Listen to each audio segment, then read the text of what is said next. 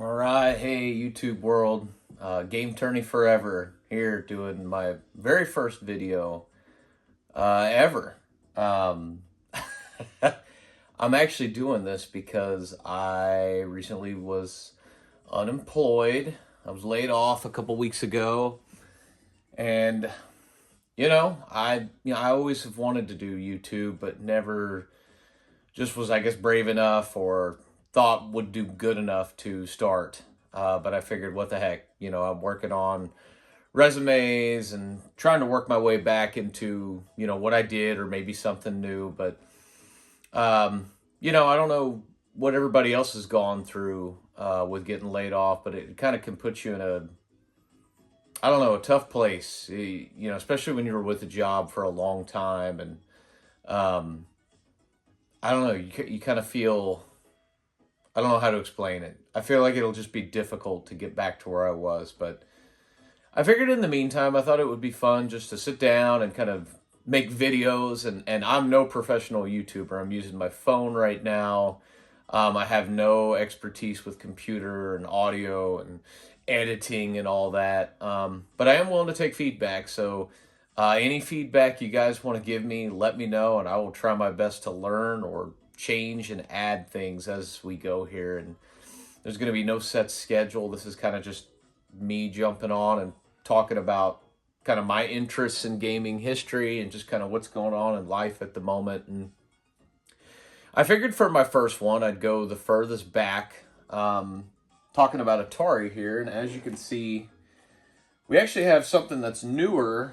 It's not really older by chance, this Atari PlayStation Pro. This is really one of the only older Atari things I have that gives me access to like some of these old Atari games. A lot of 2600, 5200, 7800, and then some of the arcade stuff. But I'm sure a lot of you folks know already about this machine. But this was actually a birthday gift from my wife. I want to say it was 2 years, not last year, but the year before. And so she surprised me. I was pretty excited. Bought me the box. Got a nice deal on it at Costco, and it's nice. It has a nice presentation on the front. I do like the way the controllers are with the kind of lit up LEDs and all that sort of stuff. And the little system itself. Not sure if you can see that, but let's see if I can pull it a little bit up. There it goes. Anyway. Yeah, I really like how compact it is and just its ease of use. Some of the controls on it, I don't know, they feel a little laggy. I am playing this, and this is kind of my guest room, small little gaming area, and so I have it hooked up to this TCL 4K TV, but it gets the job done. My son enjoys the games from time to time, but just some memories with Atari. So first off, I was born in 1984, and so that kind of puts me in a place of, the 2600 was actually my first console I ever had. I have memories of it, but I was really little while I was playing that machine. I remember enjoying games like River Raid and, oh my gosh, Pitfall, and a few others, but those are the big two. But one thing, when you're little like that and your parents give you something, and I don't know if anyone else was like this, but those games were frustrating for me when I was that young. I can remember picking up the 2600 as a little kid and like throwing it and just not treating it with respect. And I remember I broke it. It stopped working and it was gone. And so that was kind of the end of my 2600 journey. I remember my grandma had one. I'd go play at her house. Didn't treat hers like that at all. I was a little older at that point. But, had good memories for what it was. Moving on to kind of the 5200 here. I had no idea what this was. Never knew about it until years later. Honestly, till I saw the Angry Video Game Nerd talk about it. That's the first time I ever saw it. Never had one. You could definitely tell the games look better though when you actually go in and see them as compared to the 2600. You could see there was definitely, an upgrade and some power there. But just that controller, just never really had an interest of getting one. So honestly, this is fine for me personally. Um, and then moving to the 7800, same sort of thing. I never knew this was a thing. I just think Nintendo and Sega were just so big at the time. They really kind of overshadowed Atari around this time. And so again, I had no idea about this system whatsoever. Um, it passed me right by. I have a good friend who really loved this system, and I bought it for him years ago for his birthday. Um, and but yeah, and again, same thing. I kind of looked at the games. You could see that quality improvement there. Um, the one thing I'll say, that chip, keeping the 2600 chip in there for audio that was probably a mistake. I know they got the Pokey chip later, and the games that take advantage of that sound really good, but this just, again, just not a lot of experience with this, playing a lot of these games later um, through friends or through great little machines like this.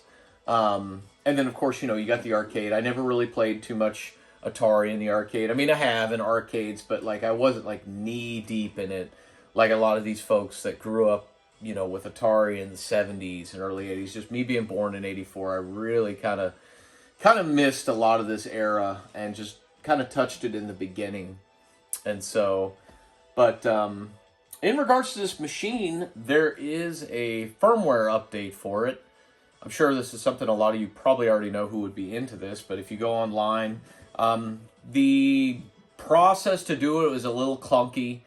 There are instructions on the GameStation Pro's website of how to do it. So you just have to follow those instructions, and you can get it done. And it does help. It does help with some things. I know the resolution of certain games, like the way they're kind of drawn out, like it did fix some things. It did help some things operate better.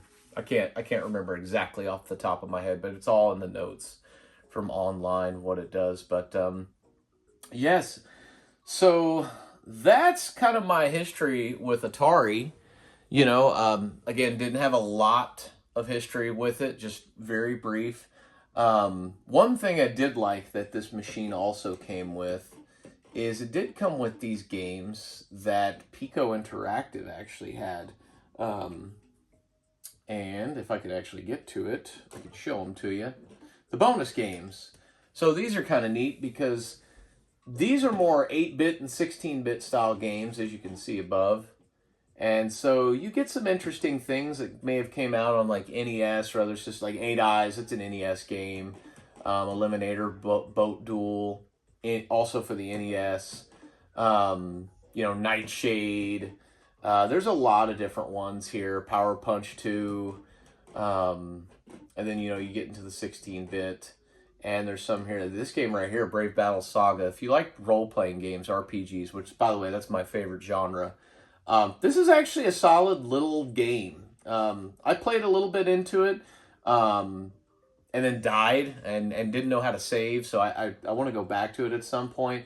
But the battles, they remind me a lot of Breath of Fire 1 and 2, like the kind of angle, if you're familiar with those. But yeah, really, really enjoyed that. But there's some hidden gems on this system for the cost of it. I don't know what it costs for now. I did see something that they were working on, kind of like a handheld version for this. But yeah, I enjoy for a gift for my wife giving this to me. I think it's a really good gift idea. You get a ton of games all on one little tiny system. I know this can be modded. I haven't done anything like that.